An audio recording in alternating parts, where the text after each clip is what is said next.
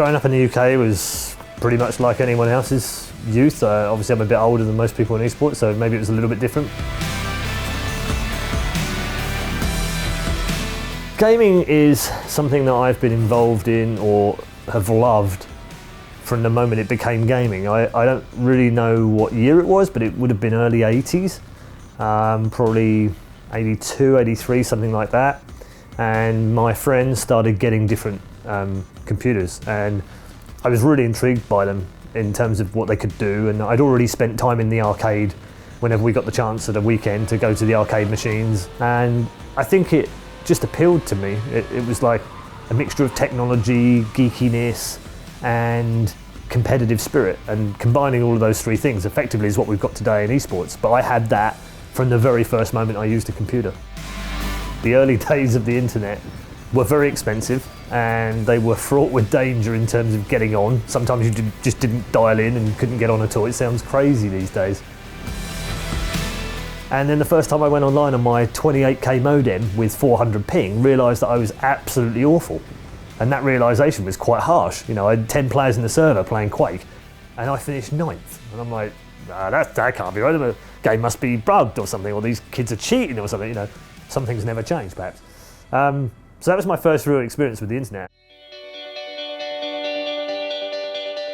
When I first played Quake online, first few times, I guess, did I imagine it would look the way it does now in esports? Absolutely not, no. I still had no idea that it would grow to what it is today, and we didn't even have any ambitions, I don't think, back then. We just enjoyed playing video games, and we enjoyed playing them competitively. I don't get to play it as much as I would like to, but I get to watch an awful lot. I think for me it's more the watching I've enjoyed more. Enjoying some of the pros do things that I just can't understand, and I have to get them to explain it, and then it becomes even cooler. And watching a team with crazy synergy and chemistry come together and do something that you can kind of see happening, and then they execute it, oh, there is little greater in esports than watching that happen. You can't fail to love what the players do, and that's, for me, that's the joy of the game. It's not necessarily the mechanics of the game as such, even though I admire it and I like it. It's more about the players and the teams and about what they can do in it. Ladies and gentlemen, welcome to the Manila Major. And welcome to the Philippines, the opening ceremony.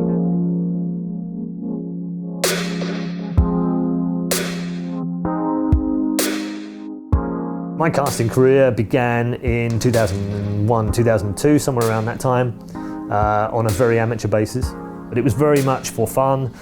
There was never any intention to make money or a career or a job or anything like that. It was purely for fun. It wasn't really until 05, 06 when we started getting more events, and therefore they needed more shoutcasters and more people to go and do those. When we look back on those days and we look at these large scale productions that we have now with a couple of hundred people behind the scenes looking after us, and we have these comfortable green rooms and great flights and brilliant hotels and we get paid well, I think, wow, we've come a long way. I think preparation has always been one of those things that I've been quite famed for. I think a lot of people know how much preparation I put into events. For instance, a game like Dota, which is well established, has an esports world, coming into that cost me hundreds of hours, and I would still not admit now that I know everything there is to know about it. It's just such a deep game. You need to keep in touch with the meta, effectively, and you do that. I do that mostly by watching. I watch hundreds and hundreds of hours, mainly out of nerddom, because I love the game, but you'd have to do that if you were just hosting anyway.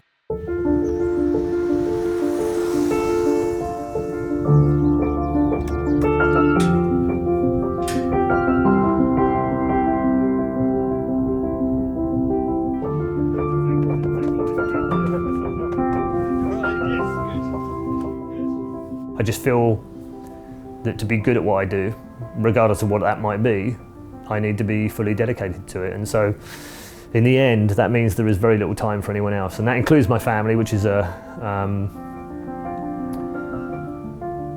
painful thing sometimes to think about. He'd always had an interest in computers and that side of things. I didn't really understand how involved and interested he was until actually quite late on. So I considered the interest in gaming just to be a normal young person's interest in being on a computer. So it was quite some time before I realised how focused on it he was. And that, of course, only grew and grew as time went by. Wait. I think anyone who wants to do esports full time, they all have to make sacrifices because it's a very unusual industry, very unusual world that requires a degree of commitment which I don't know that is rivaled anywhere else. Paul has made enormous sacrifices really to get where he is now. His life at the moment is entirely about his career.